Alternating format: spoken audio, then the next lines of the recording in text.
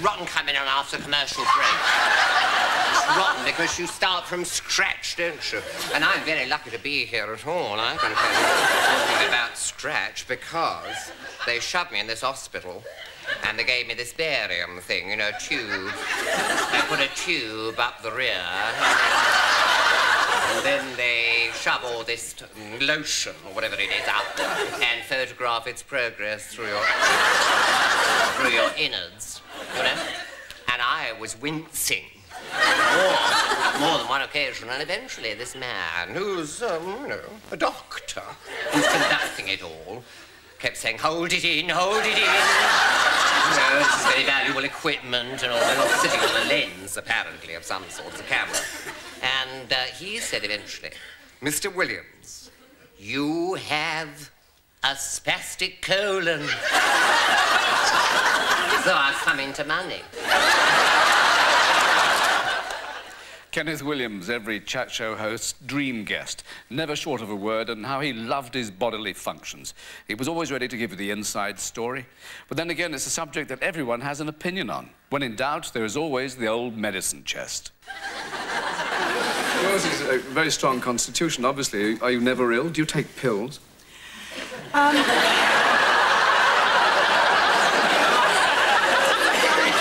am never ill.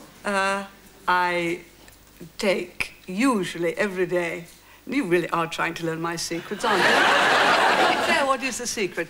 I usually take vitamin C every morning. I don't have breakfast. I take vitamin C in some very nice sparkling water. Thank you. It's You want to try it? It sounds delicious. I will try it once, thank you. Might help with the bags under the eyes. It's, They had the diphtheria epidemic in Scotland, and everybody had to go and have these inoculations, which were in 3 stages, and apparently they got worse and worse. You know what it's like when you're a kid.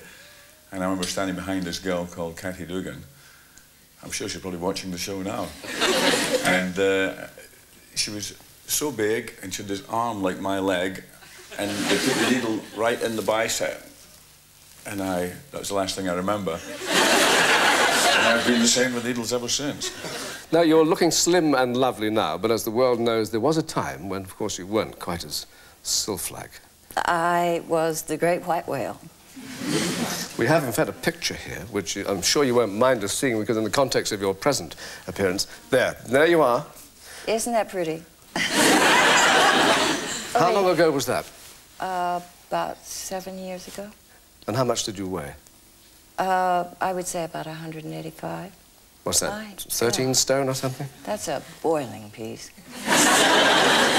So how do you... You can tell I really cared about my hair and how I looked. I was so together. We always regarded, if we go back to your teens, we always regarded as being beautiful and the sex symbol. I never regarded myself as such, but yes, some other people did say that I had, yes, that I was pretty and I had a lovely body, and yes, and is this at high school? And yes, and it was sort of no secret to me that that was the way they were reacting, and so I sort of yes, I was aware of it. Yeah. I think they had a few little nicknames for you, didn't they? Well, you know, most of my friends called me Rocky, but then Sylvester Stallone stole it from me, so now I must be Rocky 3 or something. Certainly Rocky 2, anyway. When I look in the mirror now, I say to myself, I mean, Arnold, how can you look so great? I mean, it's just amazing, you know? I mean, yeah, incredible. It's like there's such a stud. Yeah. So fantastic. So it's all that humping and pumping, isn't it? Yeah. Even when I get to your age, I wouldn't worry about it now. I should probably land one on you in a moment, but anyway. One has to be very careful if you watch yourself on television. You look at something and you say, oh, I quite like the way I rubbed my nose in a manly way there. And then you begin to do it all the time, and it becomes what was initially fairly attractive becomes an affectation. Right. So you have to be very careful, I'd say, about looking at yourself, but I still prefer to take risks and to take chances, because, all right, you are open, particularly in light entertainment, to critics kicking you to death. Do you bear any marks on your ankles or in your brain or on your heart being kicked? Can you remember what nasty people say about you, and does it affect you? Oh, yeah, I think anybody, and we're all human, I think if you get a nasty crit, it does hurt. I mean, you can't pretend that it doesn't. I always send it up if I do. But that's not to say that it doesn't hurt. Right. There's a certain famous talk show host we won't name who operates for a rival organisation. But in the morning, when he did morning radio, he had this wonderful, long, scruffy, dandruffy voice. You thought, you know, there is a man who does not use dental floss, you know. And, but now when he's on TV, early evening television as a talk show host, he is so shiny. You can't look at him. He's like the sun. They polish that hairstyle of his. And those patent leather shoes, they make Bruce Forsyth look like ski boots. And the trousers, they're not only perfectly creased, but no wrinkles are allowed to form behind here, you see. You know how they do that? No. They bring him onto the set and off again in a golf cart. They do. It's called the Wogan Wagon. I've given his name away. I wasn't going to mention it. My face has been named after every known part of every known animal. Really? And I got used to the idea. Yes, a weary camel. I don't know why, because it's the bad end of the idea. You won't. Let's have a look at you. Now, come over here. Where's a camel? Put a camera on him. Well, on us. There's one on him, one on you as well. I'm doing my best to get it off him. Now, who's got the biggest back? See, you don't look so... Now, look miserable. I don't think you come out any better than I do, really. You must do some of that makeup, girl. Go and get a little something on the face, you see. It livens it up, you see. Makes you look young and sparkling and virile. All right. Virile. Mind, you don't want a makeup girl, you want Lourdes. Never mind.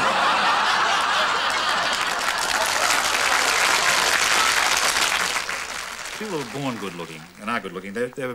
They're much more confident naturally, aren't they? Yes, they are, and it means very often, I think, that they haven't had to develop their personality, or at least develop the chat. Yeah. I mean, chat sort of passing for personality. I mean, I'm sure that your line of chat is great.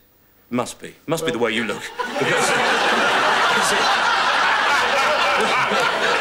I know mine is. It is true that my line of chat is better than it would be if I had been born looking like Robert Redford. I know you're in there somewhere. It does hide a lot of, or could hide a lot of imperfections. What are you trying to say, Michael? Nothing. I'm trying to say, yes, I have got a big body. And whenever I walk down the corridor on the weekend, the sort of great black ladies come out of the room and say, "Boy, where you going with that bam bam?" You eat too much yam and banana, you know. You're a very attractive woman. Oh yes, it's a curse. You're a very well-known woman. I think it would be safe to say that you are a mature woman. You betcha. And you're obviously very well groomed, and you take great care of yourself, and you coif yourself beautifully and frequently. What went wrong?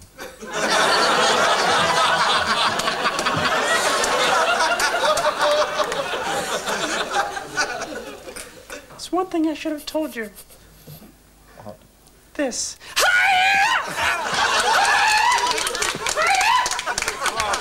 Are you very self-conscious about your huge height? Well, I regard it as normal, you see. That's the trouble. So when I meet someone of, what, 5'1"? You flatter me, it's 4'11", actually. Thank you very much. My mother's only 5'1", incidentally. Ah. And when I was about 13 years of age, if we walked down the street, because I was 6 foot tall by that point, people used to nudge each other as we went by. Well, I think it's always that being tall or short is just a mental outlook, you know? Because I always think I'm very tall. How much of your day do you spend working on your body? Oh, hour and a half. 5, 6 days a week. Mm-hmm. Sean? Working on my body? Yes.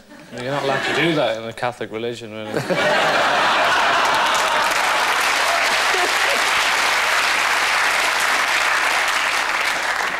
And Richard, you stroke the cat, I suppose. What do you do? I play squash twice a week if I can. I swim, and I do about 5 minutes, 10 minutes every day. Of what?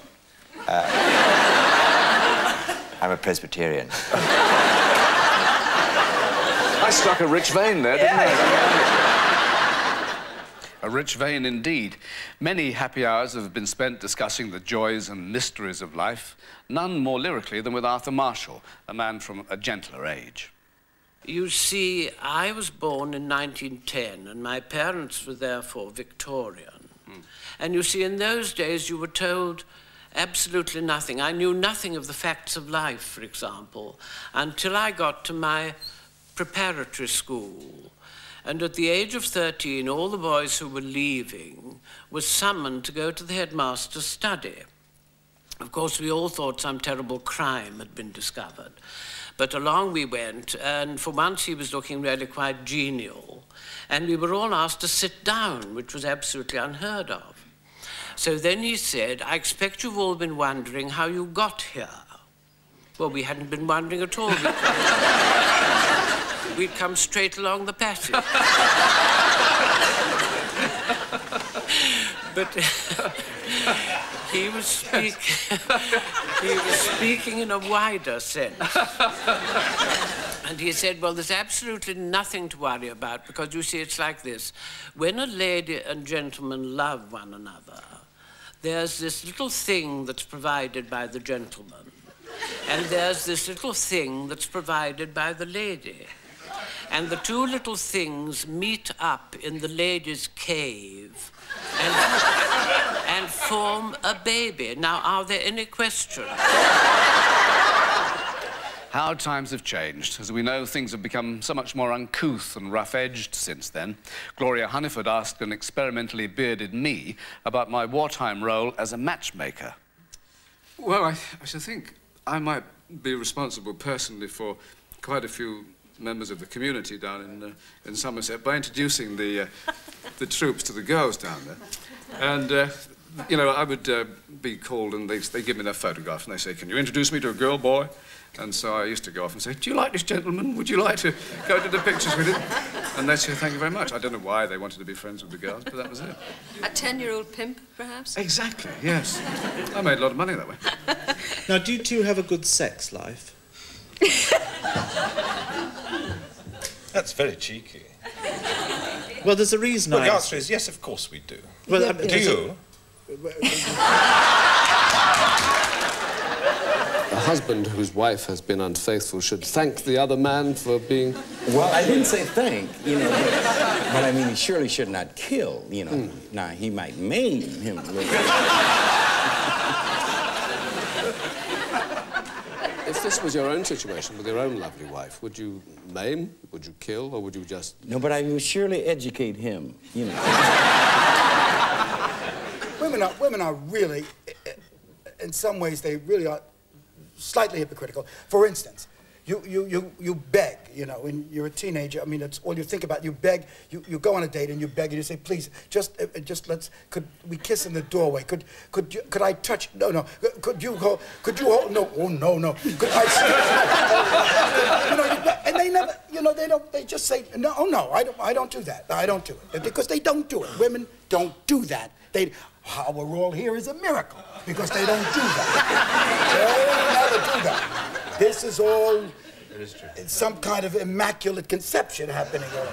So anyway, finally one night, they know you, they're drunk, they do it. They say, all right, they succumb to it. They do it. They do it. The next day you say, let's go to the cinema. Let's go to the movies. They say, let's do it. You say, let's have a piece of cake. They say, let's do it. Okay, let's take a walk. They say, I'd rather do it. I mean, once they do it, that's all they want to do is do it. I mean, they really are terrible. I mean, you know. What kind of reaction do you get from the people who are violently in favour of you? I mean, do you get fan mail? Yes, a lot. What is it, scabrous or dangerous or interesting or exciting? It's very sexy. In what way? Well, I seem to draw a lot of fantasies out of people, and a lot of the fan mail I get. A lot of it is awfully nice. I mean, they say, how's your baby, and how's your wife, and what's your mum's name, and things like that. And but some of them are worth framing. Can you tell us about one or two of the framed ones? No, I couldn't really. No, they really are quite heavy. So if you see some magazine that says, the 20 best sex symbols of the year, you look for your name. I've never seen my name on there. How do you do on those? Pretty good. I think so. I don't want to pry, but I believe that you and Clyde are now deeply in love. Clyde's a sloppy kisser, I'll tell you.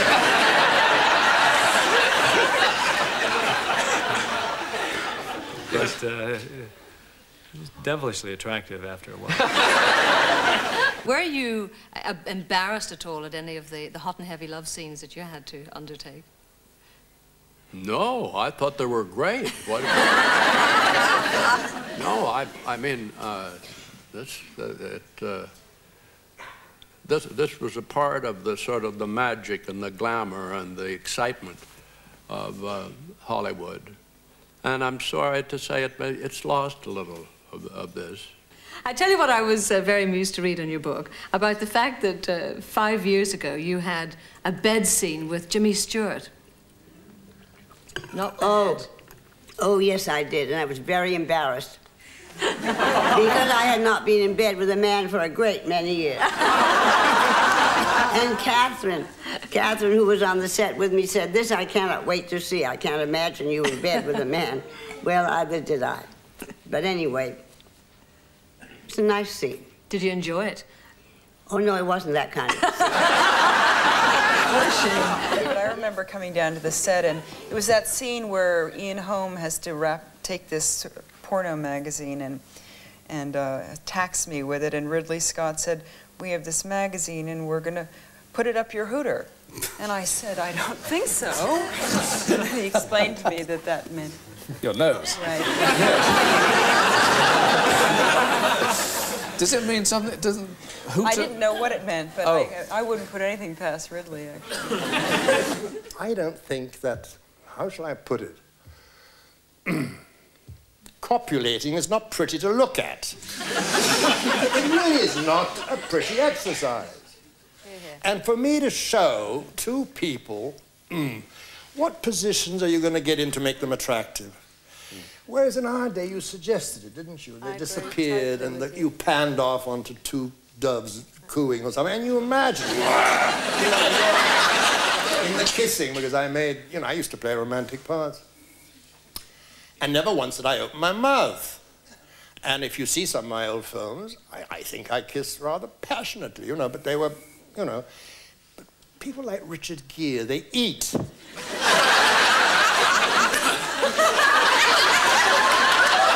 When I saw you in Greece playing the title role, I think it was. Greece. Part of Greece.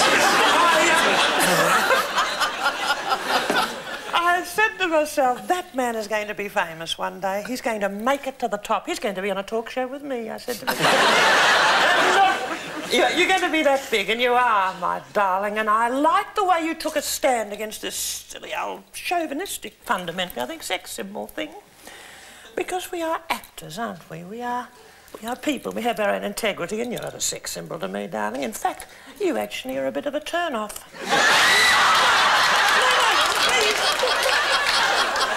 I mean that in a very nice way. I do, because you bring out the maternal instinct in me. When I see you in some of those films, you're either wearing a military uniform or in your little birthday suit. I see your little bits jiggling around. Not so little. Not so little. Oh, your little front body. When I see that, do you know what my fingers are doing, Miss Bacall? They're reaching for the talcum powder. Because I want to give him a little dusting. I want to put a little absorbent nappy between those legs of yours. Because I'm a very maternal person, and I feel that towards you.